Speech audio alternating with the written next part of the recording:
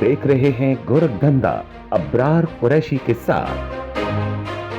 अस्सलाम वालेकुम, आप देख रहे हैं गोरखधंधा अब्रार कुरैशी आपके सामने हाज़िर हूँ। एक साल कबल मुल्क के साबिक़ वज़ीर ख़ज़ाना इसहाक़ डार साहब से इंटरव्यू किया था। उसमें काफ़ी सारी चीज़ें इन्होंने बताई थी कि मुल्क की मैशत जो थी इनके दौर में क्यों अच्छी थी, अब क्यों ये कमज़ोर है, पाकिस्तान का माशी एतबार से मुस्तक़बिल क्या है, ग्वादर के हवाले से बात होगी, पाकिस्तान के जो सियासी हालात हैं उसके ऊपर बात होगी। ये नैब लोगों को पकड़ के ले जाती है, बिलखुसूस नून लीग हो चाहे पीपल्स पार्टी हो, उसके बाद ये लोग फरिश्ते बन के बाहर निकलते हैं, कोई जुर्म साबित नहीं होता। ये ख़ुद इस मुल्क के अंदर बैठे हैं, इंटरपोल के ज़रिए इनको वतन वापस लाने की कोशिश की गई। इनका जो लाहौर का घर था वो गरीबों को दे दिया गया। क्या ये सारी इंतकामी कार्रवाइयाँ होती हैं? और जो शख्स इससे कबल मुल्क के वज़ीर ख़ज़ाना रहे, ब्लैक लिस्ट होने की एक शक्ल हमने देखी कि शायद ये हमारा जो मुल्क है वो ब्लैक लिस्ट हो जाएगा, उसको इन्होंने पाकिस्तानी मैशत को बेहतर किया। आज ये काबिल लोग जो हैं वो एक दौर में मुल्क के वज़ीर ख़ज़ाना होते हैं, हुकूमतें चलाते हैं, फिर ये वतन से बाहर आ जाते हैं। क्यों ऐसे होता है? और मुस्लिम लीग नून का मुस्तक़बिल क्या है? मियाँ नवाज शरीफ साहब वतन वापस कब जाएंगे? चूँकि ये इनके घर की बात है और ये सवाल इनसे हम ज़रूर पूछेंगे। इनसे चीज़ें सुन के समझ आएगी कि मुल्क के अंदर हालात ऐसे क्यों हैं और पाकिस्तान का सियासी सिनेरियो जो है वो किस तरफ जाएगा। इसहाक़ साहब अस्सलाम वालेकुम। वालेकुम सलाम। कैसे हैं आप? अल्हम्दुलिल्लाह। ईद कैसी गुजरी? अल्हम्दुलिल्लाह घर में गुजरी।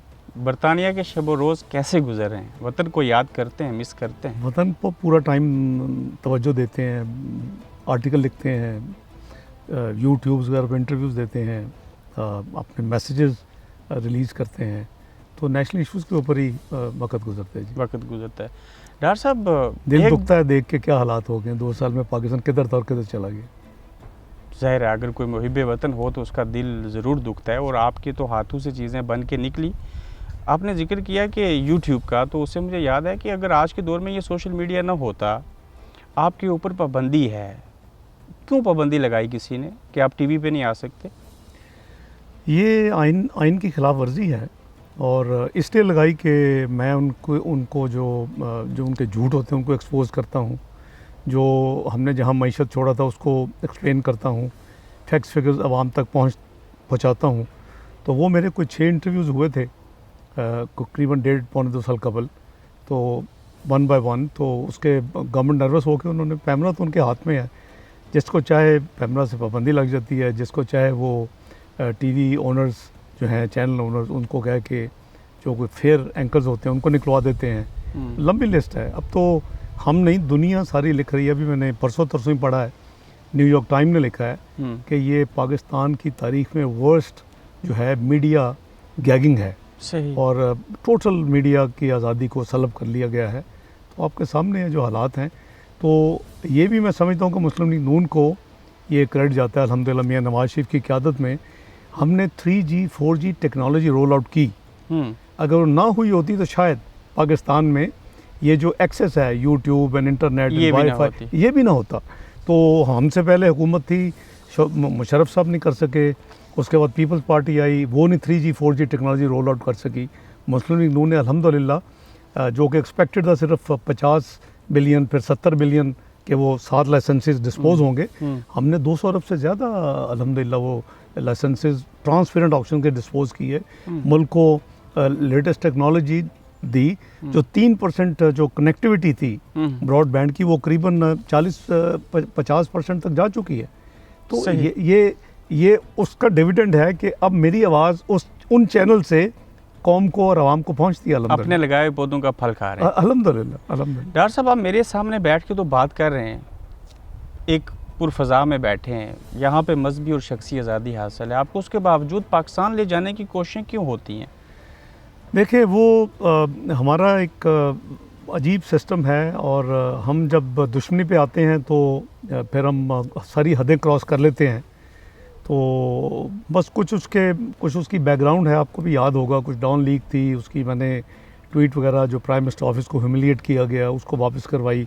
कुछ मैंने मुल्क में फिजिकल डिसिप्लिन इम्पोज़ किया, जो कि करना चाहिए, क्योंकि देखिए हमें पाकिस्तान मिला था 2013 में, जब मियाँ नवाज शरीफ प्राइम मिनिस्टर बने।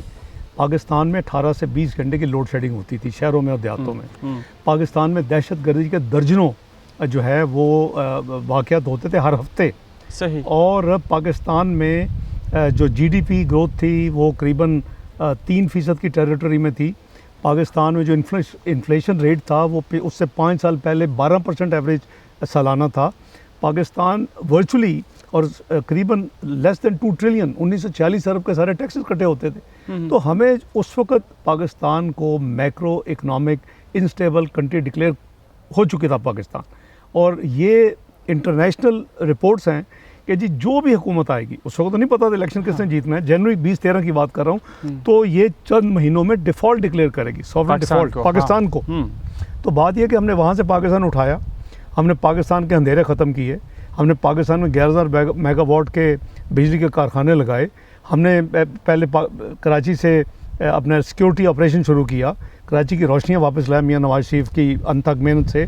हमने जब देखा कि पीटीआई की पार्टी ने, पीटीआई ने धरना दिया, चाइनीज़ सदर 1 साल पाकिस्तान नहीं आ सके, सी पैक डिले हो गया, तो हमने उसके नतीजे में, चूँकि 20 से 18 का वादा था मियाँ नवाज शरीफ का कि मैं आपको लोड शेडिंग फ्री पाकिस्तान दूंगा। लेकिन डॉक्टर साहब इतने सारे, एक सेकंड, हमने एलएनजी के फिर 3 प्रोजेक्ट्स लाए 3600 मेगावाट अपने पैसों से, जो कि फिर वजह बनी कि पाकिस्तान में लोड शेडिंग 2018 तक ख़त्म हो चुकी थी। और ये हुकूमत इस वक्त वही प्रोजेक्ट जो हैं उनको बेचकर कुछ फ्यू बिलियन डॉलर इकट्ठा करना चाहती है। तो आज बेहतर होगी ना, बिजली तो बिल्कुल ठीक है, ये मिसमैनेजमेंट है। इंडस्ट्री चल रही है, इंडस्ट्री नहीं चल रही, बट उसकी वजह बिजली नहीं है, उसकी वजह बैड इकोनॉमिक पॉलिसीज़ हैं, उसकी वजह मॉनेटरी पॉलिसी का फेलियर है, उसकी वजह फिस्कल पॉलिसी का फेलियर है। तो इंडस्ट्री नहीं चल रही, इंडस्ट्री 40% पे है, लार्ज स्केल इंडस्ट्री -7% ग्रोथ पे चली गई है। इस सब्जेक्ट को भी हम आगे चल के देखेंगे। ये खान साहब को कुछ ज़ाती अना है आपके साथ? बड़ा पुरानी लव एंड हेट का रिलेशनशिप है हमारा। पुराना, जब मैं सदर लाहौर चेंबर था 93 में, तो मेरे पास डोनेशन लेने आते थे। उसके बाद मैं, हमारी फैमिली डोनेशन नहीं देते थे? हम देते थे, हम 2008 तक देते रहे, जब तक ये नहीं पता चला कि खान साहब ने जुआ खेल लिया, बीबीए कंपनी में वो डोनेशन के पैसे लगा दिए, फर्गूसन की रिपोर्ट पब्लिक में आ गई, तो वो फिर उस वक्त हमने रेफरेन किया। तो खान साहब से बड़ा पुराना है ये जो एक इंटरेक्शन है, कोई ऐसी मसला नहीं है। ये सियासी इख्तलाफात हैं या ज़ाती नोयत के बन चुके हुए हैं?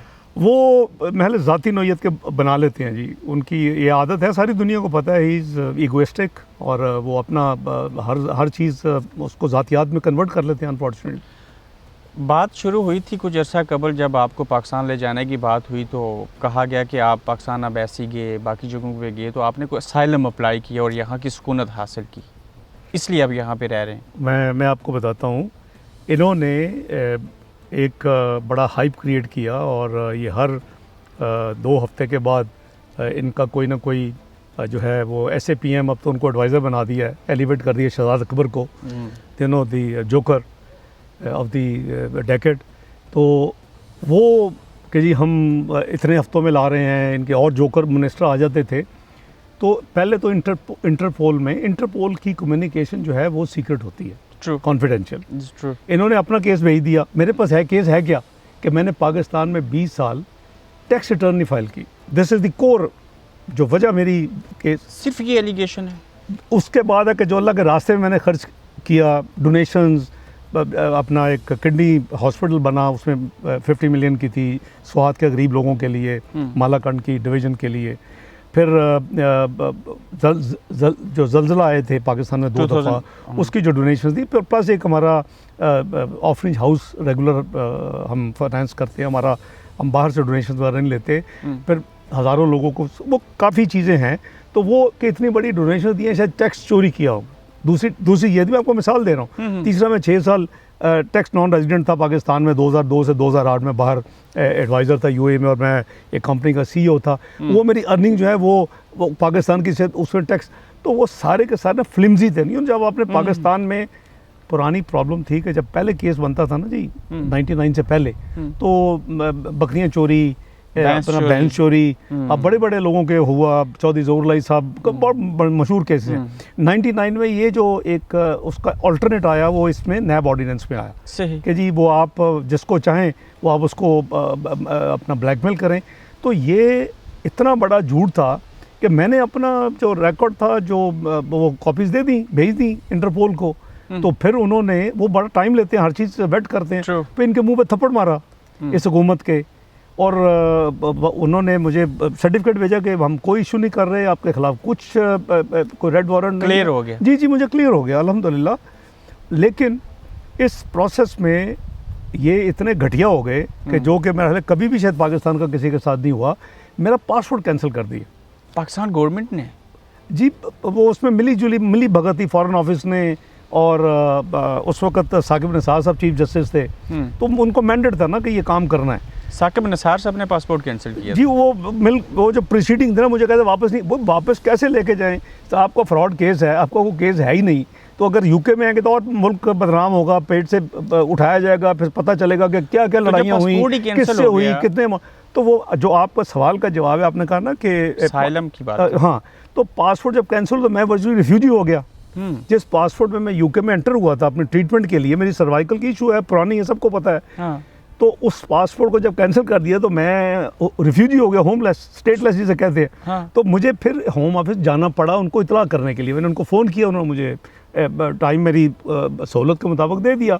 तो वो मैंने उनको इतला की हुई है कि जी ये मेरे कंट्री ने मेरा पासपोर्ट कैंसिल कर दिया, अब मैं बल्कि कहीं भी नहीं जा सकता। इसीलिए मैं यहीं, उससे पहले तो मैं ट्रीटमेंट के लिए एक आध दफ़ा मैं अपना इंग्लैंड से बाहर भी निकला चंद महीने पहले, लेकिन जब पासपोर्ट कैंसिल कर दिया सितंबर 2018, तो उसके बाद फिर मुझे होम ऑफिस को ये नहीं कि अब पासपोर्ट कैंसिल है, अगर आप जाना भी चाहें तो नहीं जा सकते? नहीं, हाँ, मेरे पास ट्रैवल डॉक्यूमेंट नहीं, कहीं भी नहीं जा सकता। तो फिर भी आपके ऊपर इल्ज़ाम है कि आप पाकिस्तान नहीं आ रहे? बस ये सियासत है ना जी, ये सियासत है ना। कभी कह देते हैं शहजाद अकबर साहब कि जी 2 प्रॉपर्टीज़ लंदन में निकलाई, और मैंने कहा जो है कौम को दो। आज तक पता नहीं मीडिया किधर भूल गया है, उनको पूछे किधर है वो कागज़, कहता है लंदन मुंह से निकल गया था। मैंने कहा जिधर है दुनिया में दो, मेरी दुनिया में कहीं कोई प्रॉपर्टी नहीं है, कोई बैंक अकाउंट नहीं है, दो। तो डॉक्टर साहब, अगर ये पासपोर्ट कैंसिल ना होता तो बताइए कि आप पाकिस्तान जाते वापस?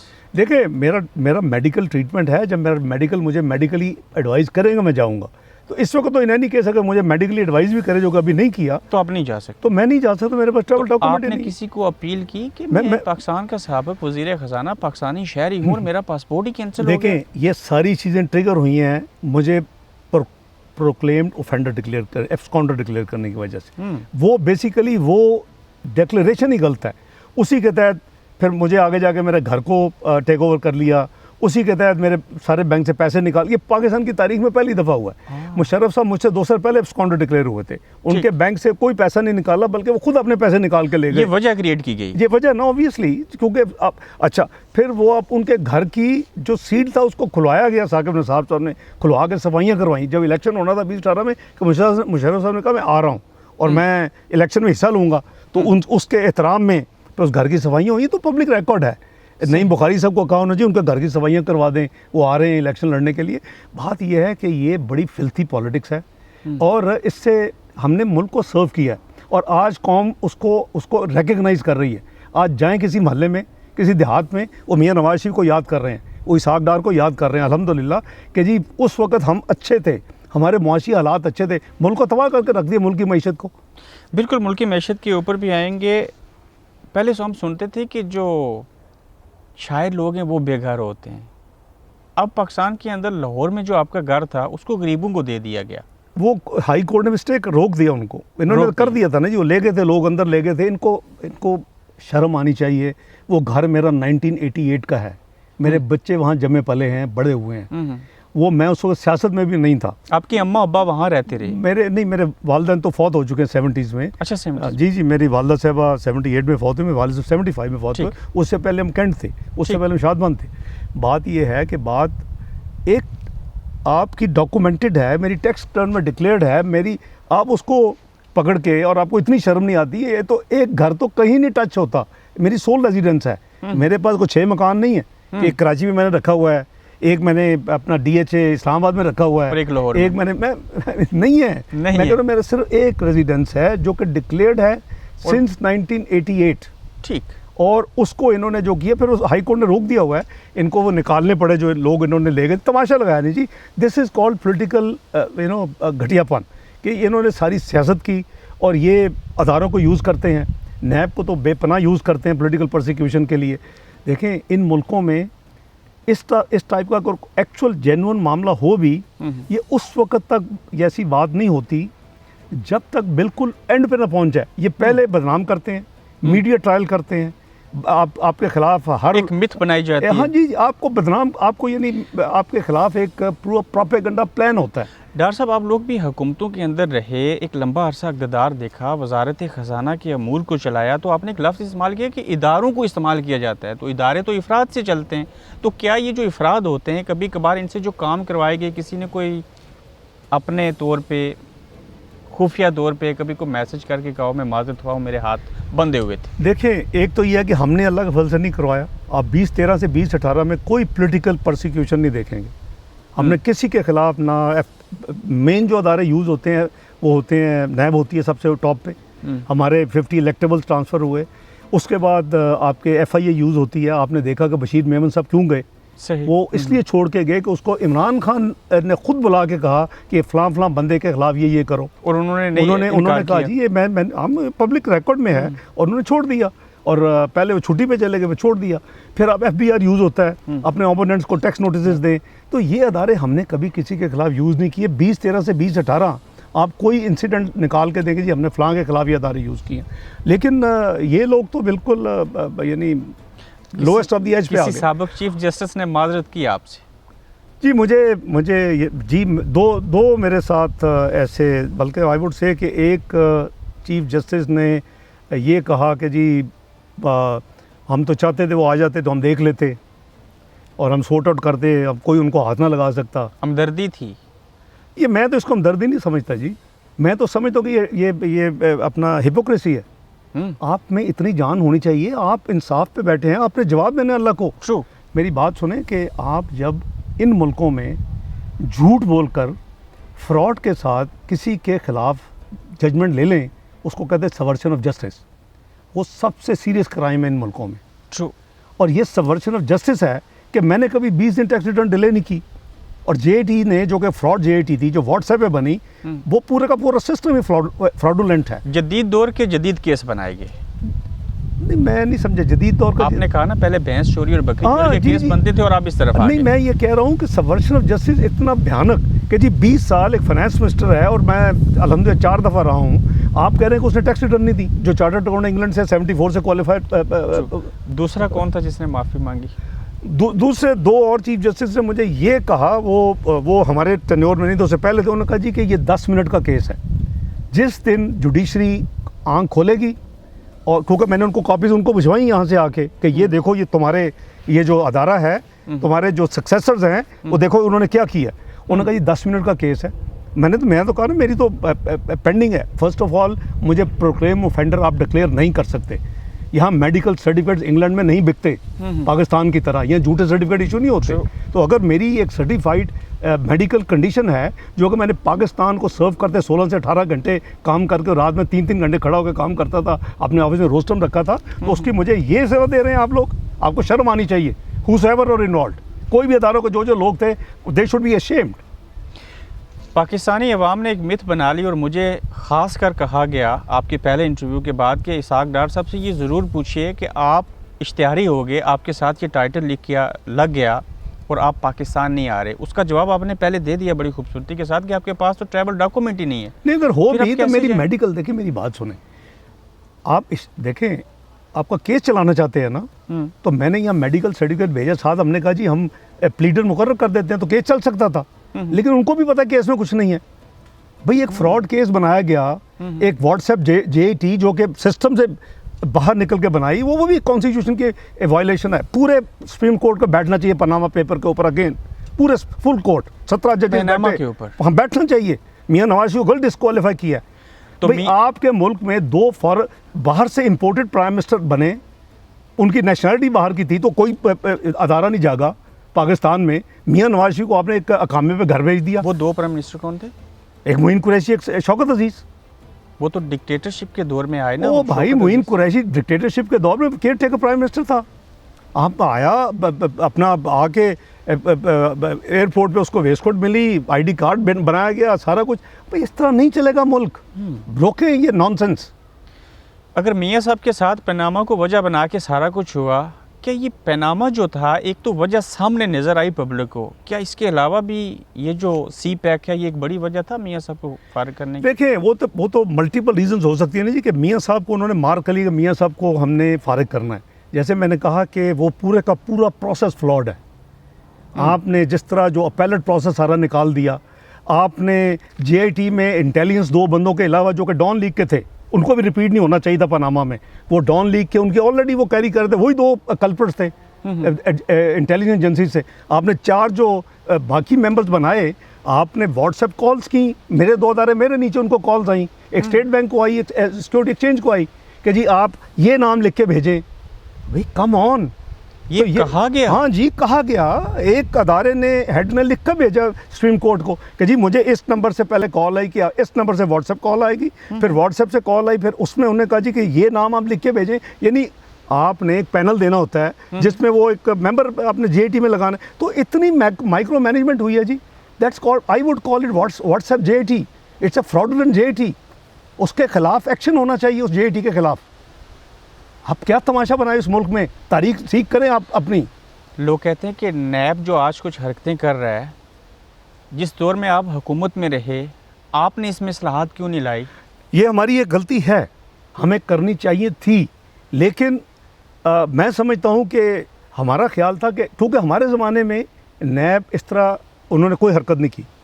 हमारे ज़माने में नैब ने इस तरह का कोई पॉलिटिकल विक्टिमाइजेशन, पॉलिटिकल परसिक्यूशन, शायद क्योंकि उनको पता था कि हम नहीं होने देंगे या हम उसमें रेजिस्टेंस करेंगे। अब तो ये जो गवर्नमेंट है ये तो उनको इस्तेमाल करती है, गवर्नमेंट नैब को इस्तेमाल ऑफ कोर्स। लेकिन मियाँ साहब को तो खान साहब ने फारिग नहीं किया ना।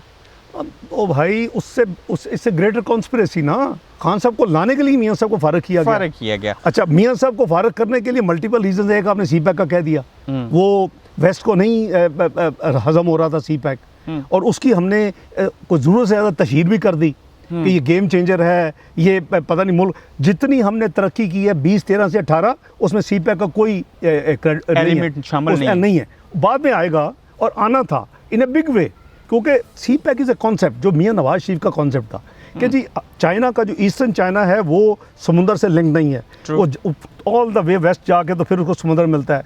उनका बहुत ज़्यादा कटेल हो जाती कॉस्ट और ट्रांसपोर्टेशन अगर ग्वादर से जाएं।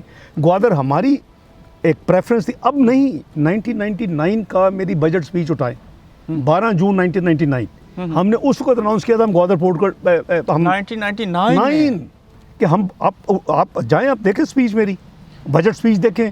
हमने उस वक्त प्लान किया था कि ग्वादर हमारी सेकंड पोर्ट होनी चाहिए। It's a natural deep sea port, 100,000 है जी, after obviously after Karachi ports. तो उसमें क्या था कि हमारा ये था कि जितनी हम मिडल ईस्ट को हम कम्पीट करें, ये हमारा एक ग्रैंड प्लान था। लेकिन एक अक्टूबर में कू हो गया, वो सारे का सारा धस गया। अभी क्या था कि ये कॉन्सेप्ट जो मियाँ नवाज शरीफ का था, चाइना से सिर्फ हमने जो बिजली के हमारे मुल्क में लोड शेडिंग थी, उसके लिए ऑब्वियसली इन्वेस्टमेंट चाहिए ना, को आपके जो इन्वेस्टर्स हैं उनको कोई लोन देने के तैयार हो। तो उसके लिए मियाँ नवाज शरीफ का था कि हम चाइना से उनको रिक्वेस्ट की। अभी हमने इलेक्शन जीत लिया था, मियाँ साहब ने उतनी ली थी, तो prime minister of China visit किया था उसने इस्लामाबाद। तो हमारी सरीना होटल मीटिंग हुई, उसमें मियाँ साहब थे, मैं था, शहबाज शरीफ साहब थे, चौधरी निसार भी थे, आसन इकबाल साहब थे। शुरू हो गई थी जी, बल्कि इन प्रिंसिपल एग्री हो गई। ये जो सीपैक अथॉरिटी बनी थी, इस चाइना जो सीपैक है अथॉरिटी, इसके क्या बेनिफिट्स थे और किसको मिलने थे? देखिए, सीपैक अथॉरिटी, देखिए आप हर चीज़ के लिए अथॉरिटी कायम कर रहे हैं। एक आप, मेरा ख्याल है अब वक्त आ गया है कि एक प्राइम मिनिस्टर सेक्रेटेरिएट अथॉरिटी कायम कर लें, कि प्राइम मिनिस्टर सेक्रेटेरिएट में जो काम होने होंगे, चाय देनी है, बिस्कुट देने हैं, किसी को लाना है, ले जाना है, उसके लिए भी एक अथॉरिटी कायम कर लें। ओ भाई, come on, give me a break, there has to be a system is in place. ये हमारे ज़माने में एक अथॉरिटी का कॉन्सेप्ट आया था, मियाँ नवाज शरीफ साहब के पास आया था, सीपैक अथॉरिटी बना दें, ये ऊपर टॉप टियर, ये सेकंड टियर, ये थर्ड टियर। मकसद मुझे नहीं पता, मैं तो आज तक कंफ्यूज हो गई, ये चाहते क्या है? ओ भाई, हमने सीपैक, वो हक मैर तो नहीं लेना चाहते? कौन हक मैर नहीं लेना चाहते? वो हक मैर तो नहीं लेना चाहते, बीच में से हिस्सा तो नहीं लेना चाहते? देखिए, वो मैं किसी के यानी उसमें नीयत में शक नहीं करना चाहिए। भाई, सीपैक लोगों को पता ही नहीं सीपैक है क्या मोस्टली, और अच्छे भले लोगों को। सीपैक ओरिजिनल $46 बिलियन का था। $34 बिलियन जो हैं वो थे फॉर कोला प्रोजेक्ट्स, बिजली पैदा करने वाले प्राइवेट सेक्टर, और गवर्नमेंट ने ना लोन लेना है ना देना है। बिजली मिलेगी तो पैसे देंगे, वो अपना लोन वापस करेंगे। 6 बिलियन रेलवे के लिए था जो इस्तेमाल नहीं हुआ, upgradation up to China border, ML हमारा 2 है। अच्छा, उसके अलावा 3 बिलियन था जो हमारा लाहौर से कराची मोटरवे बनी है ना, सक्खर टू मुल्तान, वो जी। अंडर ट्रैफिक है, BOT में नहीं बन सकती थी। True. तो गवर्नमेंट हैज़ टू कम, क्योंकि वो ये तो नहीं है कि आप मोटरवे बना दें पूरे मुल्क को तो एक सेगमेंट सक्खर मुल्तान छोड़ दें। 3 बिलियन और 3 बिलियन ग्वादर के लिए, ये टोटल सी पैक था original. That's it. That's it. उसके बाद चीफ मिनिस्टर्स ने, खासकर कराची सिंध ने और KP ने, उसमें PP की गवर्नमेंट थी, उधर PTI की गवर्नमेंट थी, इन्होंने कहा जी कि हमारे भी शामिल होने चाहिए हमें भी कुछ प्रोजेक्ट। तो इन सबको लेके गए फिर अपना मियां नवाज शरीफ साहब अपने एक मीटिंग्स में, और वहाँ 10 बिलियन ऐड हुआ, जिसमें कराची सर्कुलर रेलवे था, जिसमें छोटे डैम्स थे KPK के लिए, जिसमें आज़ाद जम्मू कश्मीर के लिए कुछ प्रोजेक्ट्स थे। तो बात यह है कि वो इतना उसका प्रोपेगेंडा PTI ने किया कंटेनर पे चढ़ के, इसी न्याजी साहब ने और इसके असद उमर साहब ने, कि जी ये सारे लोन्स हैं, ये इन्वेस्टमेंट नहीं है। झूठा प्रोपेगेंडा। ये 7-8% इसका इंटरेस्ट रेट है, वो भी झूठ। एक्चुअली सिर्फ 2% हम दे रहे थे, 2% से ज़रा ज़्यादा। तो वो हम क्लैरिफाई करते रहे, लेकिन अच्छे भले जो यानी अदारे हैं हमारे, जो बिग इंस्टीट्यूशंस हैं, वो भी इसी कन्फ्यूजन का शिकार थे, शायद वाकई लोन है, इन्वेस्टमेंट नहीं है, शायद वाकई 7-8% में है। तो वो तो अभी जब गवर्नमेंट आई तो IMF को चूँकि सुना हुआ था, मैं तो उनको IMF CPEC मांगते थे, मैं कहा go to hell, you can't have anything, CPEC के ऑर्डर्स हमारे मुआहदे हम आपसे शेयर नहीं करेंगे। नहीं किया हमने। अच्छा। हमने IMF से नहीं किया? नहीं किया, नहीं मैंने नहीं किया। व्हाई शुड आई, मेरा काम है, अभी तो आपका बिजनेस क्या है CPEC में, तो मैंने तो इनकार किया। लेकिन चूँकि ये इतने बड़े, वो हम पे इल्ज़ाम लगाया करते थे जी ये सरमायाकारी नहीं है, ये कर्जे हैं, ये 7-8% पे हैं। तो जब ये आए, उन्होंने कहा लाए जी दिखाएं, तो इनको फिर पब्लिकली कहना पड़ा, उनको भी कहना पड़ा, पब्लिकली भी कहना कि जी ये सरमायाकारी है, और ये जो है ये 2% लोन है। ये असद उमर साहब को भी कहना पड़ा पब्लिक। इसाक डार साहब, एक डेमोक्रेटिक गवर्नमेंट का चाइना की गवर्नमेंट के साथ CPEC की चीज़ें आगे बढ़ी चली।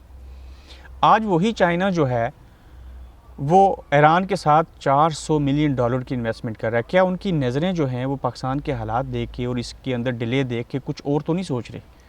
देखें, मैं समझता हूँ बदकिस्मती है कि ये एक बहुत ही इम्पोर्टेंट डेवलपमेंट थी पाकिस्तान की इकोनॉमिक हिस्ट्री में, और ये एक बुनियाद बनना था। जैसे मैंने कहा कि 2018 के बाद इसके रियल बेनिफिट्स आने थे, यानी ये जब ऑपरेशनलाइज हो जाती, इसके ऊपर हमारे एक्सपोर्ट प्रोसेसिंग जोन हमने बनाने थे, और वहाँ से हमारी एक्सपोर्ट्स की इंक्रीज़, और सारा जैसे सिंगापुर सब कुछ इंपोर्ट होता है फिर एक्सपोर्ट होता है, तो वो सारे का सारा ख्वाब तो धरे का धरा रह गया। अब चाइना ने जब देखा कि सबसे पहले तो उनको ये एक सेटबैक हुआ कि उनके सदर जब आ रहे थे तो उन्होंने देखा कि even Chinese ambassador Imran Khan साहब के पास गए तो वो नहीं माने अपने धरना चंद दिनों के उठाने के लिए, उन्होंने यहाँ तक कहा कि धरना उठा लें।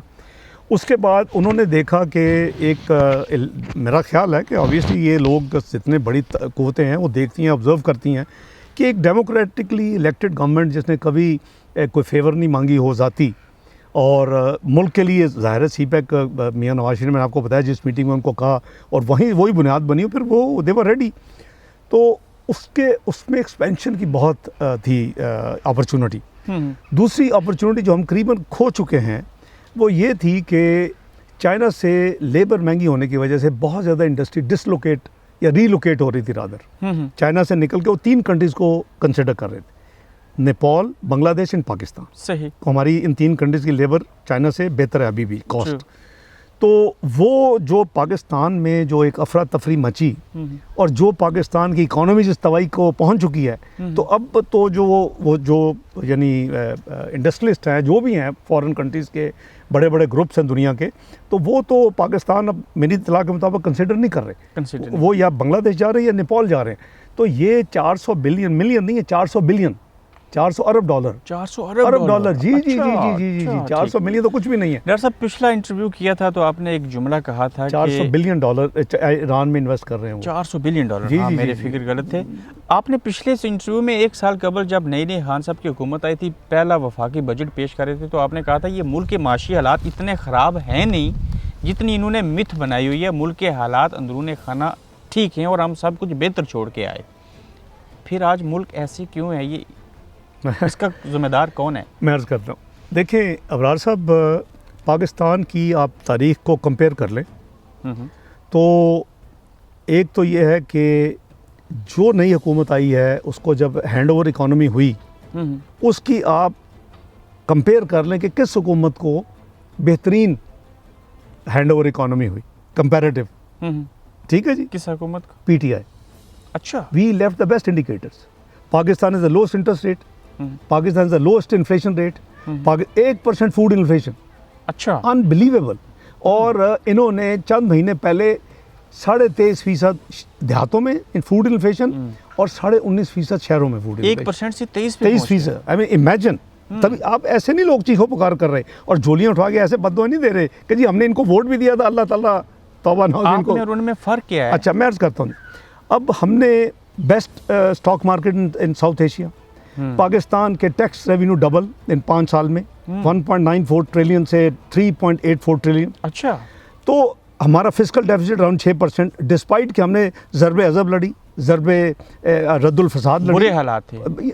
नहीं बुरे हालात नहीं, जो मतलब कि जंगें थी, उसके बावजूद मुल्क की मैशत जो थी हमने वो यानी फाइनेंस करनी पड़ती है, नहीं मुफ्त जंग नहीं लड़ी जाती, हंड्रेड्स ऑफ बिलियंस खर्च किए उनमें। तो इसके बावजूद हमने ये इकोनॉमी पाकिस्तान को दी और 5.8% ग्रोथ, जिसके लिए लोग एक यानी एक्साइट होते हैं दूसरे ममालिक जो हैं। और ये अगर धरना ना होता, धरना नंबर 1, धरना नंबर 2, धरना नंबर 3 जो मौलवियों का करवाया गया हमारे आखिरी 2 साल में, और फिर MQM के इस्तीफे, PTI के इस्तीफे, अगर ये चीज़ें ना होती तो शायद हम 7% पे पहुंच जाते। हमारा हदफ था 7-8% का। तो इसके बावजूद जो हमारी तो ये एक तो ये गलत है यानी प्रोपेगेंडा का जी हमें बड़ी मीशत जो बड़ी बुरे हालात में मिली, ये गलत है, ये गलत है। इनको बेहतरीन मिली। और अगर पाकिस्तान की हुकूमतों की आप परफॉर्मेंस देखेंगे जितनी आज तक आई हैं, तो सबसे पिछले इनके आने से पहले वर्स्ट परफॉर्मेंस थी याहिया खान की हुकूमत की, उसको भी पीछे छोड़ के याहिया खान से भी वर्स है, उसके भी वर्ड्स है। अच्छा, यहाँ से मुझे एक चीज़ याद आई, मैं इस सब्जेक्ट को छेड़ लूँ, फिर मैं आता हूँ असद उमर साहब के हवाले से। अयूब खान साहब ने मेरे ख्याल में वसीयत की थी कि आपने 1 यूनिट नहीं तोड़नी, और ये जो 18वीं तरमीम करके सूबाई खुद मुख्तारी पैदा करनी, इससे तकसीम दर तकसीम का अमल होगा। आपको लगता है कि ये सूबाई खुद मुख्तारी दे के चीज़ें तकसीम दर तकसीम हुई हैं, काम हो नहीं सका? नहीं, इस तरह नहीं है। नहीं, अयूब खान कोई ज़ाहिर है जी को अक्ल कुल तो नहीं थे। और ये एक मुल्क है जो कि एक फेडरेशन है, फेडरेटिंग यूनिट्स हैं, इसके 4 सूबे हैं, इसमें आज़ाद जम्मू कश्मीर है, इसमें गिलगित बल्तिस्तान है। तो आप उसको ये 73 का आइन तो PMLN तो नहीं बनाया ना, जो उस वक्त लीडरशिप थी पाकिस्तान में, उसने एक आइन दिया। उस आइन को 18वीं तरमीम का ऐसे कोई नेक्सस नहीं है। उसके बाद 2 मेजर मार्शल आई, एक ज़ियाउल हक साहब की आई और एक अपना जनरल मुशर्रफ की आई। अब वो जो मार्शल लॉज थी, उन्होंने इस आइन का हुलिया बिगाड़ कर रख दिया। इसमें इतनी टेम्परिंग हो गई कि ना ये फेडरल पार्लियामेंट्री आइन रहा, ना ये प्रेसिडेंशियल सिस्टम के लिए आइन रहा। तो जब हमारी चार्टर ऑफ डेमोक्रेसी हुई 2006 में लंदन में, जिसमें इनिशियली मियाँ नवाज शरीफ साहब ने और बेनज़ीर भुट्टो साहबा ने दस्तखत की है लंदन में, उसके बाद बाकी पार्टीज भी इन्वाइट हुई लंदन, और ऑल पार्टीज जहाँ मीटिंग हुई, और उसमें जहाँ तक मुझे याद है कि इमरान खान न्याजी भी आए। और इन्होंने भी उसको साइन किया। मिसाक जमहूरियत था या मिसाक जमहूरियत पे काउंटर साइनिंग बाद पॉलिटिकल पार्टी मिसाक जमहूरियत के ऊपर खान साहब के भी साइन है। जहाँ तक मुझे याद है उसमें असफंद यार वली साहब आए, सारी पार्टी बलोचिस्तान की पार्टीज आई, क्योंकि इनिशियली तो सिर्फ 2 पार्टी ने साइन किया। और उसकी जो ड्राफ्टिंग थी उसमें मैं शामिल था, अल्लाह के फल से 4 बंदे थे, मैं था, हमारे आसन इकबाल साहब थे, रज़ा रुवानी साहब थे और सफदर अब्बासी साहब थे। तो ये जो है ना 18वीं तरमीम, इसने उन चीज़ों को जो कि हुलिया बिगाड़ा था उसको ठीक किया, उसको वापस किया। बात यह कि आपके अगर फेडरेटिंग यूनिट जो हैं वो मजबूत होंगे तो उसमें कोई हर्ज नहीं है।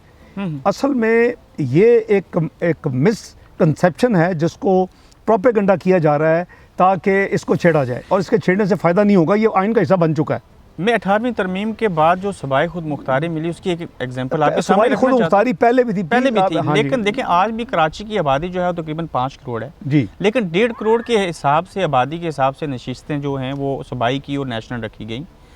फिर जो बजट है वहाँ पे इंतज़ामी अमूर जो इख्तियारात थे वो लो लेवल तक ना जा सके। देखिए इसका एक सिस्टम है, NFC नेशनल फाइनेंस जो कमीशन अवार्ड होता है, उसके तहत ये सारी चीज़ें होती हैं। और लास्ट जो हुआ था वो दिसंबर 2009 में हुआ था, लास्ट NFC 7th NFC। हाँ। उसमें पहली दफ़ा पहले सिर्फ आबादी के बुनियाद पे रिसोर्सेज बांटे जाते थे, जो टैक्सेस इकट्ठे होते हैं डिविजिबल पूल में आमदनी होती है वो बांटी जाती है। उसमें 57.75 मरकज़ को मिलता था, 42.25 सूबों को मिलता था। लेकिन पहले ग्रॉस में से 5% फेडरल गवर्नमेंट अपना कलेक्शन चार्जेस लेती थी। ठीक। अब उसमें एक मेजर शिफ्ट आई, वो NFC 7th में आई, जो कि दिसंबर 2009 में हुआ। ठीक। उसमें 5% को 1% हो गई।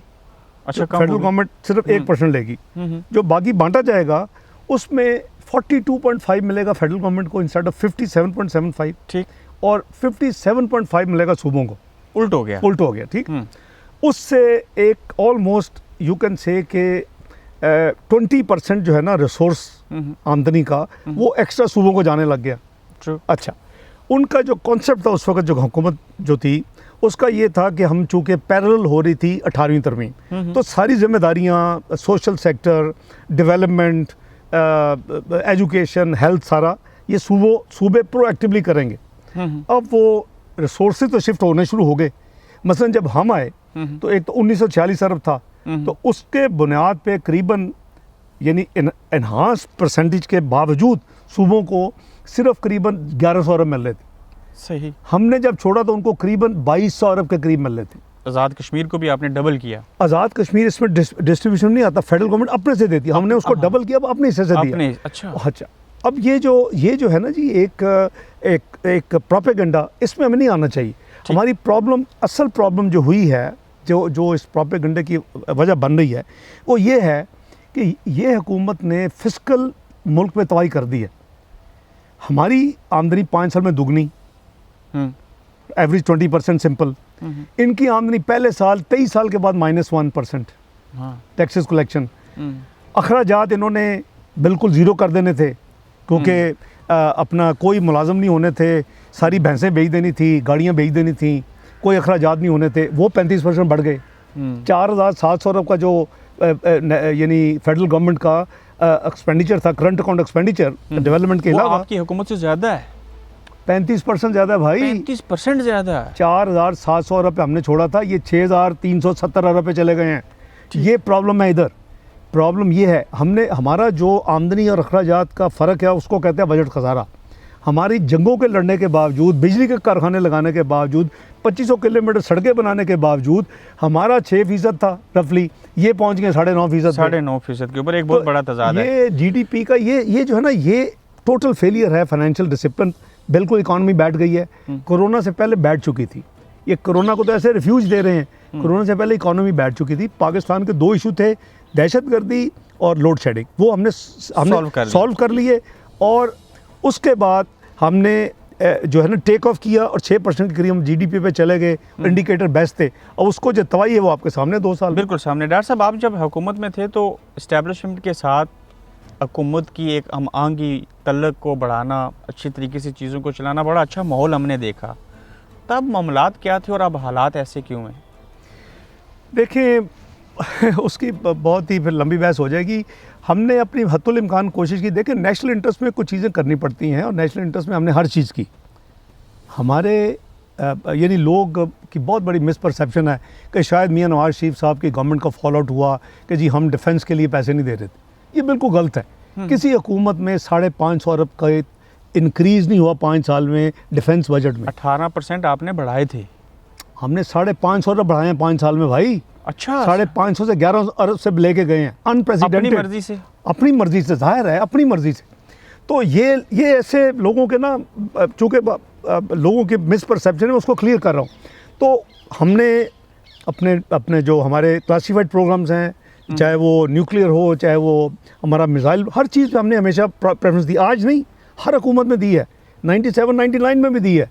सॉलिड फ्यूल के ऊपर मिसाइल प्रोग्राम की जो बुनियाद रखी गई, वो मियां नवाज शरीफ की हुकूमत 99 में जब मैं फाइनेंस मिनिस्टर रखी गई। अगर आप बतौर फाइनेंस मिनिस्टर या नवाज शरीफ साहब प्राइम मिनिस्टर होते हुए इन इदारों के लिए इस हद तक सोचते थे और प्रैक्टिकली किया, तो फिर इस्टेब्लिशमेंट को मियां साहब की कौन सी बात नागवार गुजरी? ये छोटी सी, ये छोटा सा खोपड़ी है ना सर पे, हर एक के, मेरे भी आपके भी, जब इसमें कोई खलिश आ जाए ना गलत, तो वो can blow the whole building.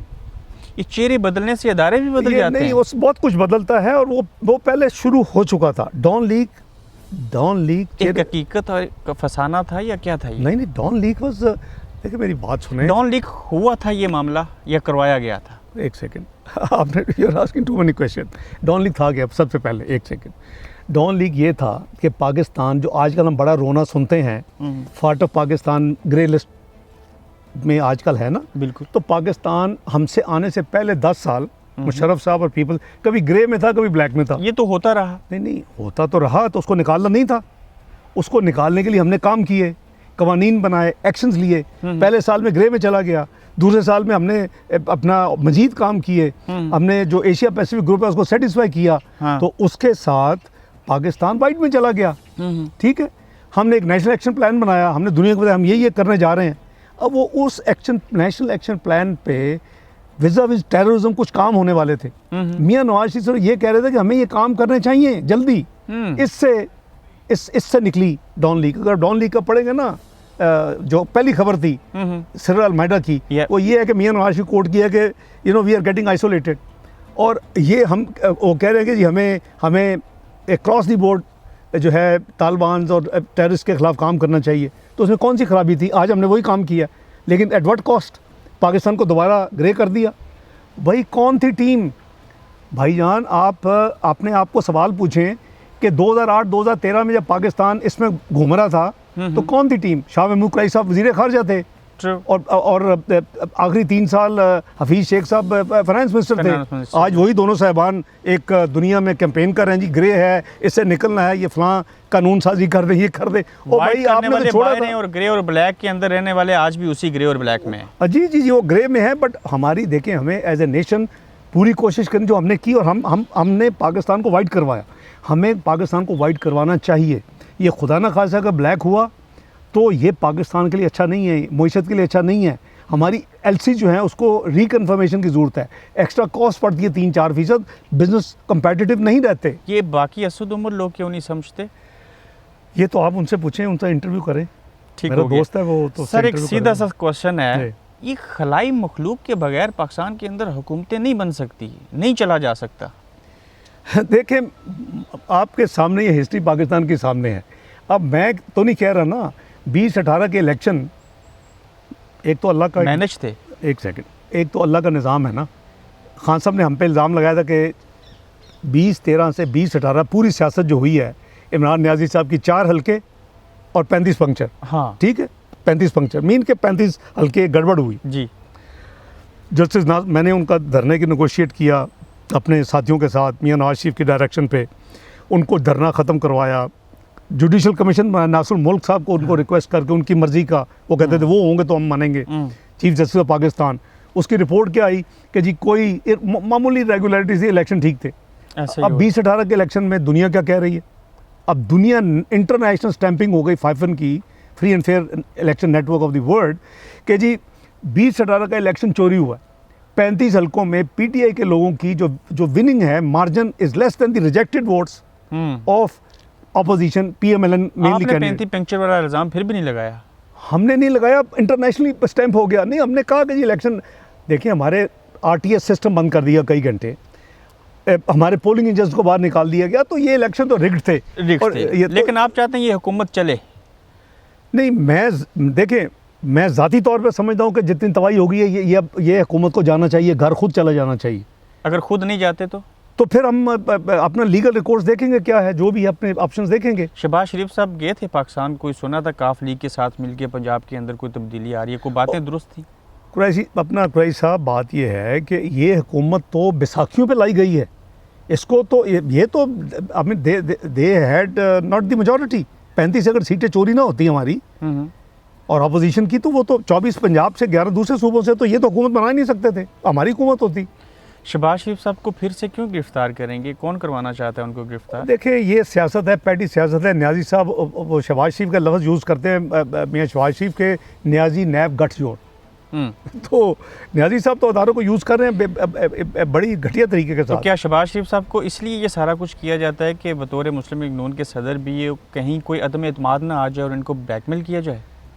देखिए जो भी किया जाता है ना, मैं नहीं, इससे ब्रॉडर पिक्चर है। इससे ब्रॉडर पिक्चर ये है कि न्याजी हुकूमत ने कुछ किया नहीं 2 साल में, मुल्क की मुआशी तबाही कर दी है, फॉरेन पॉलिसी का बेड़ा गर्क कर चुके हैं। पाकिस्तान हर लिहाज से नीचे चला गया है, चाहे वो अपना करप्शन इंडेक्स हो, चाहे वो ट्रांसपेरेंसी इंडेक्स हो, चाहे वो ह्यूमन राइट्स इंडेक्स हो, चाहे वो मीडिया की आज़ादी की इंडेक्स हो, तो Pakistan has gone worst then past. एक सेकंड, ये बिलीव करते हैं पीटीआई हुकूमत और न्याजी साहब खसूसन, इतना झूठ बोलो कि पीपल स्टार्ट बिलीविंग के सच है। ये जो हिटलर नाजी था ना, उसकी ये पॉलिसी थी। और अपोजिशन को इतना दीवार के साथ लगाओ कि उनके पास टाइम ही ना हो हुकूमत को शीशा दिखाने का। तो ये जो शहबाज शरीफ साहब या हमारे दूसरे साथी शाहिद खान साहब या आसन इकबाल साहब या राना सनाउल्लाह साहब या फिर इवन ख्वाजा आसिफ साहब को बार बार बुलाते हैं, ये सारे का सारा, इवन हनीफ अब्बास, ये सारे का सारा ये था कि इनको इतना डराएं, इनको इतना तंग करें, इनको इतना दीवार के साथ लगाएं कि ये हमारे पीछे हमारी कमजोरियों को उजागर न कर सकें, काबिल न रहें। जी। आपको इसहाक डार साहब ये लगता है कि मौजूदा हुकूमत और इस्टेब्लिशमेंट पहली बार ज़िंदगी में एक ही पेज के ऊपर एक ही कलम से लिख रहे हैं? मैं नहीं समझता, मेरी रीडिंग गलत हो सकती है, लेकिन मेरा ख्याल है वो पेज वेज फट चुका है। कोई पेज वेज एक नहीं है। अच्छा, अगर कोई पेज एक है तो वो बिल्कुल ही फिर कोई, या ये अपर स्टोरी खाली है। पाकिस्तान की इतनी तबाही के बाद एक पेज पे होना हैरान कुन है। वो देखें, मैं उनको इस तरह अलाउंस दे देता हूँ कि वो समझते थे कि जो एक आम आदमी समझता था, उनको समझता नहीं चाहिए था कि इमरान न्याजी आएगा तो दूध और शहद की नहरें निकलाएंगी, इमरान न्याजी आएगा तो 1 करोड़ नौकरियाँ आ जाएंगी, इतना बिजनेस बूम कर जाएगा, इमरान न्याजी आएंगे तो अपना 50 लाख घर बन जाएंगे, हर एक को कपड़ी रोटी और मकान मिल जाएगा। तो वो सारी मिथ टूट चुकी है। लेकिन लोग आज भी एक बात मानते हैं कि खान साहब करप्ट नहीं है। ये तो मैं तो इससे एग्री नहीं करता। इससे नहीं वो मॉरली करप्ट हैं, फाइनेंशियली करप्ट हैं, एथिकली करप्ट है। Come on, give me a break यार। क्या राहल शरीफ साहब एक्सटेंशन चाहते थे? मैं आपकी ज़ुबानी सुनना नहीं, ये देखिए, ये प्लीज़ अब माजी में ना जाएं। ज़ाहिर है किसकी ख्वाहिश नहीं होती जी एक्सटेंशन की। जब आपने एक सिस्टम में एक्सटेंशन की एक क्या कहते हैं मिसाल कायम करी दी है तो हारी की जाएगी। अभी हारी की चाहिए। जनरल बाजवा साहब का इंतखाब कैसा रहा? देखिए, हमने गुड फेथ में किया। मियां नवाज शरीफ साहब ने अपने to the best of his ability he thought कि he will be good for the country. अगर बाजवा साहब, मैं उनका सपोर्टर था, मियां नवाज शरीफ साहब का, उनकी इस सोच का। आप एग्री करते थे उनसे? हाँ, मैं एग्री करता था। तो क्या वजह कि आज बाजवा साहब की होती हुई कोई हमारे कुछ और है? भाई, हमारे पास कोई अल्लाह दिन का चिराग या कोई इल्हाम तो नहीं होता हमें कि कौन कैसे फिर बाद में क्या होगा। ये हमेशा ही ऐसे क्यों होता है? ये मेरा ख्याल है वो जगह ही ऐसी है कि वहाँ जाके जो मैं समझता हूँ कि उनको जो फीडबैक दी जाती है ना मुख्तलिफ लोगों से, वो ज़्यादा स्पॉइल करती है अच्छे लोगों को। और अब राहल शरीफ साहब बहुत हमारा एक्सीलेंट रिलेशनशिप रहा वर्किंग, मेरी उनसे बेहतरीन रिलेशनशिप रहा वर्किंग का। राहल शरीफ साहब से कोई मसला नहीं हुआ था या है। बाजवा साहब वो मुझे ऑफ एंड ऑन कभी यानी खुशी गमी पे पैगाम भेजते हैं, मैं भी उनको जवाब देता हूँ। That's great. और बाजवा साहब के साथ भी बहुत अच्छा था। डॉन लीक अगर सॉर्ट आउट हुई तो वो बाजवा साहब को क्रेडिट जाता है। मैंने बाजवा साहब के साथ नेगोशिएट करके उस रिपोर्ट को ठीक किया। उसमें जो लोग बैठे हुए थे वो तो पता नहीं कौन सी तबाही उसी वक्त चाहते थे। वो तो 2014 से शुरू हुआ था ना काम। देखिए, वो एक बंदा तो नहीं कर रहा होता ना, वो एक ग्रुप होता है, एक सिस्टम होता है। तो वो उनको वो क्रेडिट जाता है। रिपोर्ट बड़ी अजीब किस्म की वाहियात रिपोर्ट करने में उनको क्रेडिट देना दे रहे हैं। कुरैशी साहब, वाहियात किस्म की रिपोर्ट थी कि ऑफिशियल सीक्रेट एक्ट लगाएं, फांसी का केस चलाएं उन लोगों के ऊपर जो आइडेंटिफाई हो, और वो क्रेडिट उनको जाता है। मैंने उनसे नेगोशिएट किया, what is this, he was reasonable. इसी तरह जो ट्वीट हुई वो भी मेरी जो नेगोशिएशन बाजवा साहब से हुई और DGIS से हुई, नवीद मुख्तार साहब से हुई। और मैं अगेन उन दोनों को क्रेडिट जाता है कि बाजवा साहब ने मेरी बात कन्विंस हुए और उन्होंने कहा कि ये ट्वीट हमें वापस करनी चाहिए।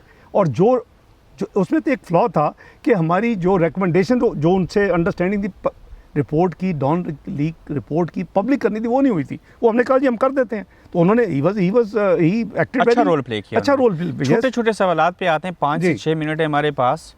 तो फिर आर्मी के अंदर से भी हाजिर सर्विस बाज़ लोगों ने आपसे माजत की, हमने सुना ऐसा।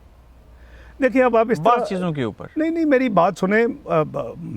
मुझसे आई थिंक मुझे हर्ज नहीं होना चाहिए। मुझे एक 2 स्टार ने कहा जब ये JIT की रिपोर्ट आने के बाद कि sir you have been wronged. अच्छा। हाँ, अक्टूबर 2017 आई हैव विटनेस। जी। जहांगीर तरीन साहब की बात चली कि मियाँ साहब को मिलने के ख्वाहिशमंद थे, ये बात किस हद तक ठीक थी? देखिए, मेरे ज़रिए तो कोई अपना जहांगीर तरीन साहब ने कोई रब्ता नहीं किया, मेरे नॉलेज में नहीं है।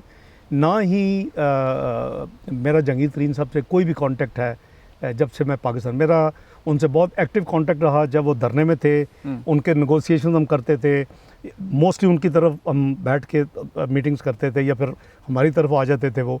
तो वो लेकिन जब से हमारी डिवीज़न हुई पनामा के बाद तो मेरा जंगीर तरीन साहब से कोई रब्ता नहीं। डॉक्टर साहब, अगर आप लोग आटे, चीनी और सब्जियों के ऊपर सब्सिडी दें तो वो ठीक, जंगीर तरीन साहब को मिले तो वो गलत क्यों होती है? नहीं, इस तरह नहीं है भाई, ये अपना सब्सिडी की इशू नहीं है, इशू है टर्म एंड कंडीशंस पे, हालात पे, इशू है प्राइस पे, डोमेस्टिक प्राइस पे आवाम को जिस कीमत पे चीनी मिलनी है। ये गवर्नमेंट की जिम्मेदारी है कि मेक श्योर करे कि ऐसी चीज़ें रीज़नेबल कीमत के ऊपर लोगों को मिलें। तो सब्सिडी का इशू आता है कि जब आप मुल्क में सरप्लस होती है उस वक्त आप नहीं इजाज़त देते हैं एक्सपोर्ट के लिए, सही एक है। सरप्लस होगी तो उसके बाद जब फैसला हो गया कि सरप्लस है, सर्टिफाइड यानी वो अच्छी तरह वेरीफाई करके उसका एक सिस्टम है, तो उसके बाद आपने कैलकुलेट करनी है कि इनकी डोमेस्टिक कॉस्ट क्या है चीनी बनाने की और इंटरनेशनल प्राइस क्या है। जाहिर है कि अगर सारी दुनिया में अगर वो बिक्री, तो इशू जो बनी वो ये कि इन्होंने जब एक्सपोर्ट की परमिशन दी, सब्सिडी कभी हो गया, लेकिन जो डोमेस्टिक प्राइस थी हम ये इंश्योर करते थे शुगर एसोसिएशन ऑफ पाकिस्तान के साथ कि जी कीमत डोमेस्टिक नहीं बढ़ेगी, अगर आप कीमत यहाँ लोकल बढ़ाएंगे तो हम आपकी एक्सपोर्ट परमिशन कैंसिल कर देंगे। अच्छा, ये टर्म्स एंड कंडीशंस होती थी। जी। और हमको एकदम से ऐसे इन्होंने बल्क नहीं दे देते थे, जैसे इन्होंने 1 मिलियन टन की इजाज़त दे दी, हम उनको 1-1 लाख करके देते ताकि हम सब मॉनिटरिंग करते थे साथ और कीमत को। तो इसीलिए हमारे ज़माने में 52, 53, 1-2 रुपए के अंदर कीमत रही, हमने वहीं छोड़ी। सही। इन्होंने जब परमिशन दी तो एक तो मुल्क में वो यानी सरप्लस था ही नहीं, तो शॉर्टेज हुई और प्लस स्पेकुलेशन हुई, और फिर किसी ने अपना जिम्मेदारी नहीं की, इकोनॉमिक कोऑर्डिनेशन CCC ने, coordination committee of the cabinet ने, या नेशनल प्राइस मॉनिटरिंग हमारी है प्राइसिंग मॉनिटरिंग कमेटी, उसने कि जी हम कीमत ऊपर जा रही है 55 से 60, 60 से 65, बल्कि उल्टा हुआ कि जब न्याजी साहब ने उसका नोटिस लिया तो उसमें वो 60 पे 70 पे चली गई, जब रिपोर्ट आई तो 70 से 80 पे चली गई। और उसके बाद प्लांटेड था। है जी, ये प्लांटेड था सारा कुछ, मुझे नहीं पता प्लांटेड था, but miss management, miss governance, failure of government, failure of rate of the government. ये किधर है? वो तो चाहिए था ना कीमत वापस लाते। एक भाई आपके साथ है मोहम्मद जुबैर और दूसरे भाई मुल्क के वजीर खजाना है, आप वाली जगह पे बैठे हुए थे अभी तो हवीज शेख साहब है, हवीज शेख साहब, ले वापस उनको, मेरा ख्याल दोनों में से अच्छा कौन है? नहीं देखे, अपनी अपनी पर्सनैलिटी है। जुबैर साहब मेरे कॉलीग हैं और काफ़ी देर से हमारे साथ पार्टी एक के साथ उनकी एसोसिएशन है, वो गवर्नर भी हमारे रहे हैं, उससे पहले वो प्राइवेटाइजेशन के इंचार्ज थे जब मैं प्राइवेटाइजेशन डिवीज़न मैं मिनिस्टर था उसका। तो वो एक है, देखिए अपनी अपनी पर्सनैलिटी, इस तरह कंपेयर नहीं हो सकता। असद उमर साहब के साथ एक अच्छा सोशल ताल्लुक़ रहा है, लेकिन प्रोफेशनली वो जितनी वो बातें करते थे वो सब के सब उन्होंने जी ये उल्ट हो गया, ये पे जो पेट्रोलियम डेवलपमेंट लेवी है, ये 10 रुपये और 8 रुपये हम लेते थे पेट्रोल डीजल पे, ये तो जगह टैक्स है, इसको ख़त्म होना चाहिए। उल्टा आके उन्होंने 30 रुपये 30 रुपये लीटर कर दी। असद उमर साहब ने भी फ़ोन करके कोई रहनुमाई ली आपसे या कोई नहीं, मेरा बैकडोर डिप्लोमेसी? मेरा असद उमर साहब से अब रब्ता नहीं है, कोई रब्ता नहीं है। जुबैर साहब से है ऑब्वियसली, इज़ आवर कॉलीग, पर असद उमर साहब से नहीं, उनसे नहीं है। Sir Mian Nawaz Sharif, by the way मैं अपने जॉब मेरे ऊपर पैमरा बैन लगा, तो मैं जो नेशनल इंटरेस्ट में चीज़ें होती हैं मैं अपने आर्टिकल्स में, अपने मैसेजेस में, अपने यूट्यूब मैसेजेस या अपने ट्वीट्स वगैरह में मैं देता हूँ, वो जिसको और उनको समझ आती है। अभी इन्होंने कॉर्पोरेट लॉ जो हमारा था, which is the biggest piece of legislation in the history of Pakistan, वो हमने 2017 में 1984 का कानून चेंज किया, उस पर इन्होंने रातों रात, वो बीच में है ना जी, इनके माफिया तो इनके अंदर है, शुगर माफिया इनके अंदर, आटा माफिया इनके अंदर, पेट्रोलियम माफिया इनके अंदर, अद्वियात माफिया इनके अंदर, they have all the mafias with in PTI. Government में भी रहे। अच्छा, वो पीटीआई में है, हमारी गवर्नमेंट ने कोई माफिया, हमने कभी किसी को नहीं कोई ऐसी हरकत करने दी। तो मैं ये कह रहा था कि इन्होंने ऑल ऑफ ए सडन मई के पहले हफ्ते में अभी इन्होंने उसमें 15 किस्म की अजीब भयानक चेंजेस कर दी कि जी नैब ज़्यादा जो है वो डायरेक्टर बन सकता है, अपना ऑफशोर कंपनीज में 10% से ज़्यादा कम है तो उसको डिक्लेयर करने की ज़रूरत नहीं है।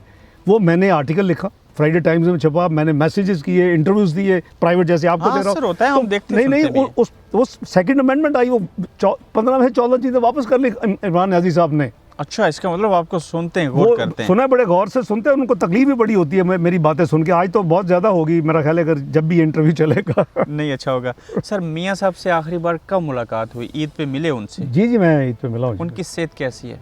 उनकी सेहत अल्हम्दुलिल्लाह, वो प्रिवेंटिव, आपको पता है जब से कोरोना है तो कोई एक्टिव ट्रीटमेंट तो नहीं हो रही, मेडिकल ट्रीटमेंट सारी की, इनकी प्राइवेट सिस्टम भी और इनका जो फॉर्मल ऑफिशियल सिस्टम भी है, वो सारे के सारे अब कोरोना पे फोकस हैं। अब तो उनकी प्रिवेंटिव ट्रीटमेंट जिसे हम कहते हैं, मतलब मेरी फिजियोथेरेपी, मेरी ऑस्टियोपैथी बंद है पिछले 3.5 महीने से, 4 महीने से। तो वो क्या कह रही थी, पेन किलर रहें, खुद एक्सरसाइज करें, अभी जब सिस्टम शुरू होगा तो आप फिर वो करेंगे। हाँ जी। तो इसलिए मियाँ साहब माशाल्लाह पूरे बड़े हौसले में हैं, अपना मैनेज कर रहे हैं, प्रिवेंटिव मेडिसिन वगैरह और जो उनको ट्रीटमेंट है उसके साथ चल रहे हैं। अल्हम्दुलिल्लाह। कबल अज़ वक्त है, लेकिन पूछना चाहता हूँ, आपकी ज़ुबान से निकले हुए अल्फाज शायद आगे लोगों को समझ आएंगे, इलेक्शन तक मियाँ साहब वापस जाएंगे? इंशाल्लाह, जो ही उनकी मेडिकल ट्रीटमेंट जब भी मुकम्मल होगी और वो उनको मेडिकल फिटनेस का सर्टिफिकेट मिलेगा कि आप ट्रैवल कर सकते हो, फ़ौरन जाएंगे। वो उस वक्त चले गए जब उनको सज़ा हुई और सारी दुनिया कह रही थी कि नहीं जाएंगे, जो अपना जो आपको याद ही होगा, तो वो उस वक्त चले गए थे। तो अब क्यों नहीं जाएंगे? अब तो इंशाल्लाह जाएंगे। कोई ऐसी वजह नहीं है कि वो ना जाएँ, वो बिल्कुल जाएंगे और वो इलेक्शन का इंतज़ार नहीं करेंगे, वो जल्दी जाएंगे। परवेज़ रशीद साहब की बातें दुरुस्त थी कि इस्टेब्लिशमेंट से हमारे हालात अच्छे हो गए हैं? नहीं, मैंने नहीं उनकी बात सुनी कि ऐसे कोई उन्होंने एक इंटरव्यू दिया था समा के जो नईम भट्ट हैं उनको। नहीं, हमारे देखें, ये हमारे इंडिविजुअल का हालात अच्छे या बुरे की बात नहीं, मुल्क की बात है, इज्तिमाई बात है। और सबको उस तरफ देखना है कि पाकिस्तान को हमने कैसे ठीक करना है, पाकिस्तान को हमने कैसे वापस तरक्की की पटरी पर डालना है, पाकिस्तान कैसे वापस 7-8% की ग्रोथ पे। देखें, जब हमारी पॉलिसीज़ थी अबरार साहब, तो इन पॉलिसीज़ के बेसिस के ऊपर ये था कि 2025 में पाकिस्तान दुनिया की 25 बड़ी मईशतों में आ जाएगा, 2030 में पाकिस्तान दुनिया की 20 बड़ी G20 में आ जाएगा, 20 बड़ी मईशतों में आ जाएगा।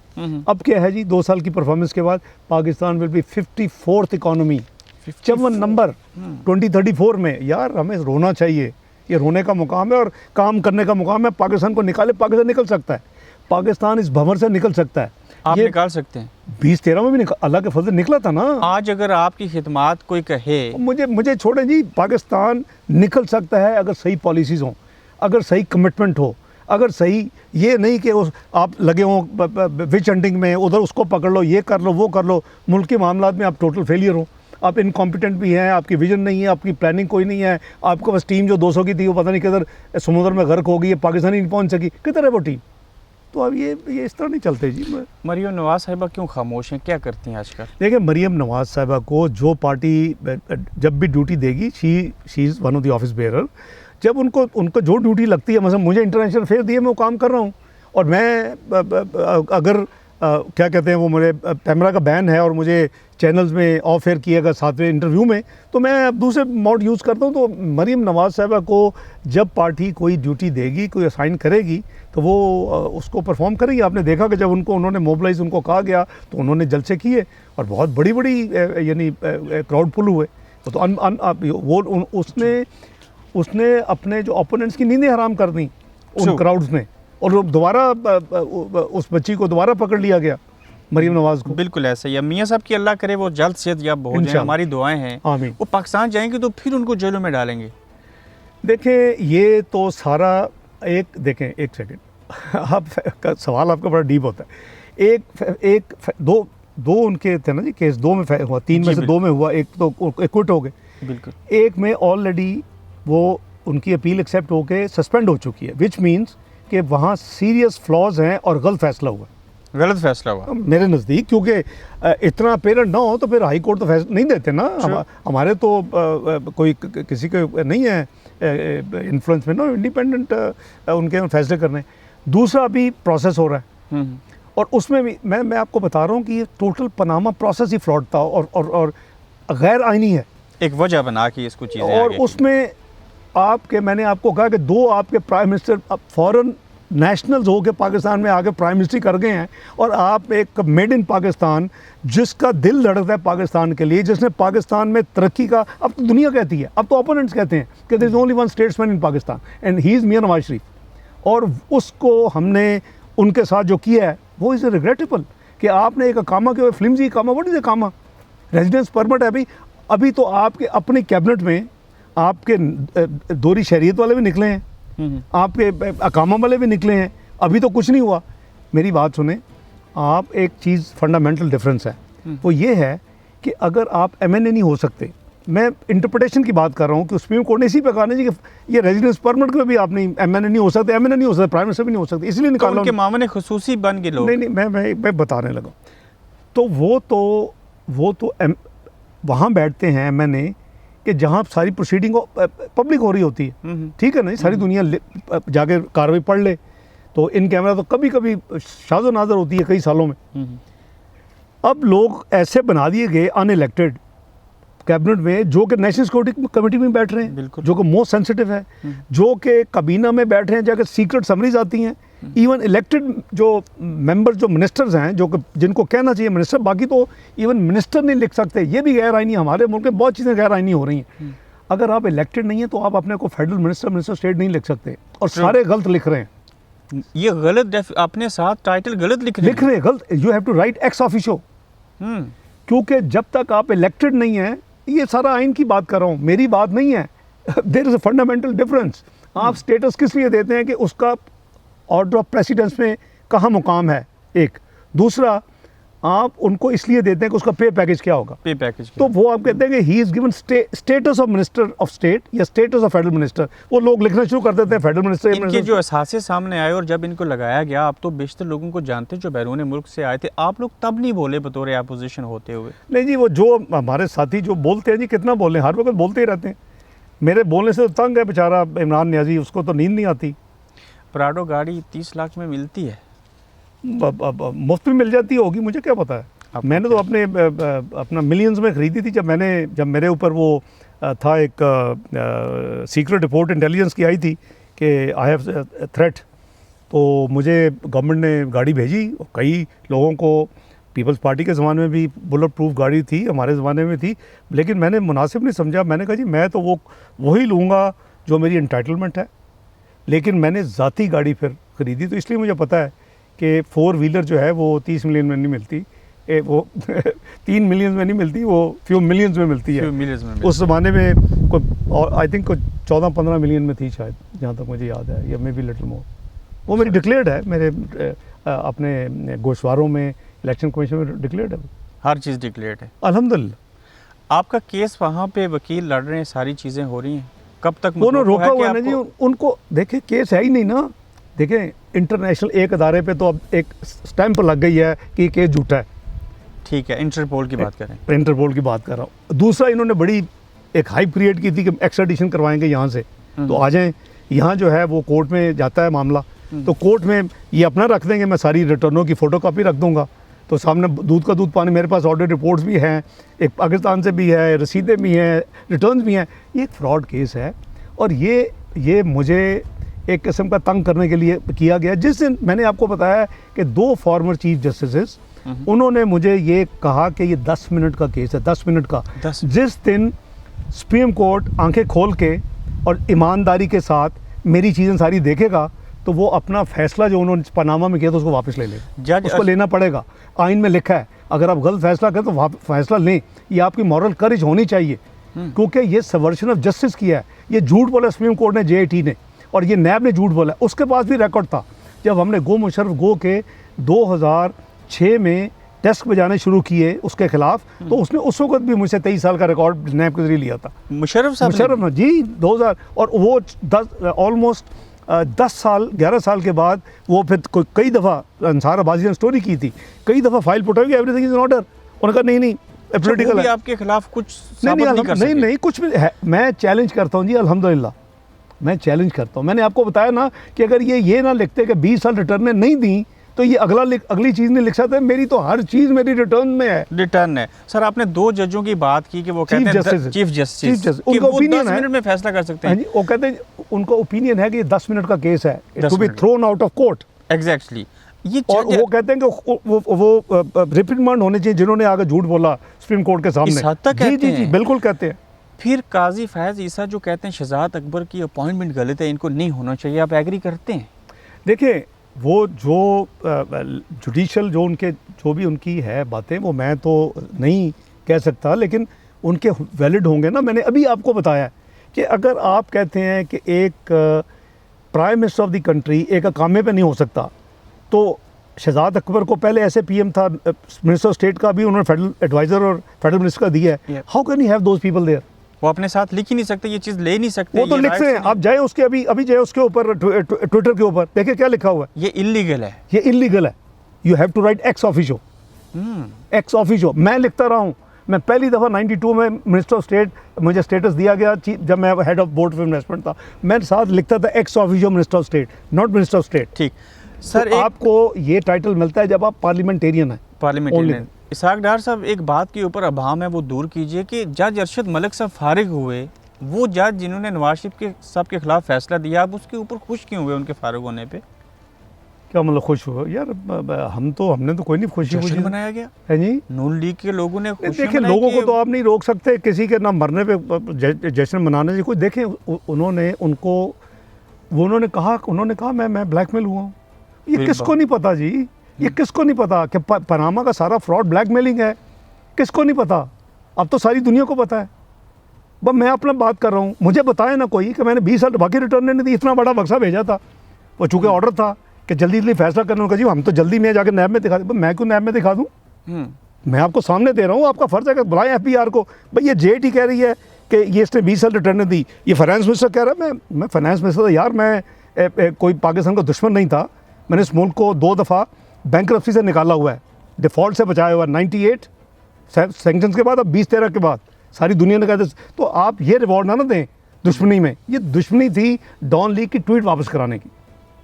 वो कुछ आपके साथ हुआ। वही 2 साहिबान थे डॉन लीग में, 2 ब्रिगेडियर साहिबान जो इसमें भी थे, पनामा में भी थे, सेम जेंटलमैन।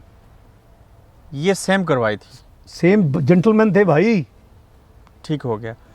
जज अरशद मलिक साहब के मुंह से जिसने फैसला दिया वो ये बबांगे दुल कह रहे हैं, पूरी आवाम सुन रही है, तो इन अल्फाज के असरात आगे बेनिफिशली साबित हो सकते हैं? इनके बाद तो केस वैसे ही ख़त्म हो जाना चाहिए था। एक टेलीफोन कॉल थी हमारे एक टीम मेंबर की, मैं 97-99 की बात कर रहा हूँ, और वो एक जज को कह रहे हैं कि फ़ैसला जल्दी कर लें। ठीक है, उनको नहीं शायद कहना चाहिए था, मुनासिब नहीं था कि वो फ़ोन करते किसी को। वो उसकी हमें कीमत ये अदा करनी पड़ी कि जी वो जब वो मुशर्रफ ने कू किया और उसके बाद जब वो टेलीफोन कॉल पब्लिक हुई तो वो केस ख़त्म हो गया। इतनी बात पे? हाँ जी भाई, जब वो खुद कह रहे हैं कि जी मुझे ये फोर्स किया गया कि मैं फैसला मियां नवाज शरीफ के, उसके बाद क्या रह जाता है?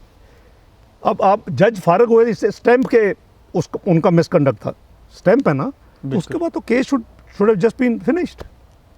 केस तो रहते नहीं है। डॉक्टर साहब बहुत शुक्रिया आपका। मेहरबानी। Thank you very much.